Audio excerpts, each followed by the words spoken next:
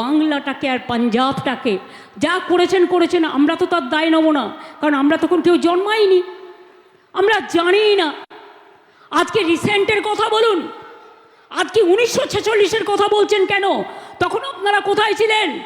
তখন তো মায়ের পেটেও ছিলেন না, আমরাও ছিলাম না। তাই এত জ্ঞান কোথার থেকে এলো? জ্ঞান ভাণ্ডারী সব, জ্ঞান বৃক্ষ সব। জ্ঞান বৃক্ষ নয়, এরা হচ্ছে মগধে মরুভূমি। মনে রাখবেন, এরা কোনোদিনও বৃক্ষ হতে পারে না। বাংলার ইতিহাস ভুলে গেছে। কোথায় পাবেন? ক্ষুদিরামকে ওইটুকু ছেলে ক্ষুদিরাম সিং বলল সিনেমা করে, এখন আবার সিনেমা বানাচ্ছে টাকা দিয়ে দিয়ে, বাংলার বদনাম করার জন্য, বাংলাকে অসম্মান করার জন্য।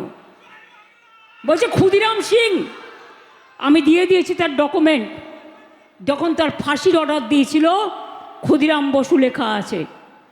এবং সেদিন সে গান গাইতে গাইতে বলল, ফাঁসির মঞ্চে গিয়ে একবার বিদায় দে মা, ঘুরে আসি, হাসি হাসি পড়ব ফাঁসি, দেখবে ভারতবাসী।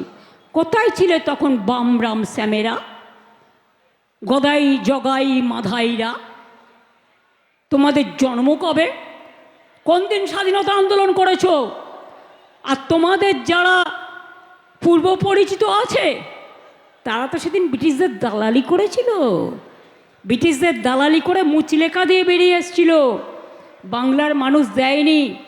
একসাথে বিদ্যাসাগর, রাজা রামমোহন, নেতাজি সুভাষচন্দ্র বোস, দেশবন্ধু চিত্তরঞ্জন দাস, রবীন্দ্রনাথ ঠাকুর, নজরুল ইসলাম, বিনয় বাদল দীনেশ, বাঘা যতীন, মাতঙ্গিনী হাজরা, ক্ষুদিরাম প্রফুল্ল চাকি, মাস্টারদা সূর্য সেন, কে ছিল না?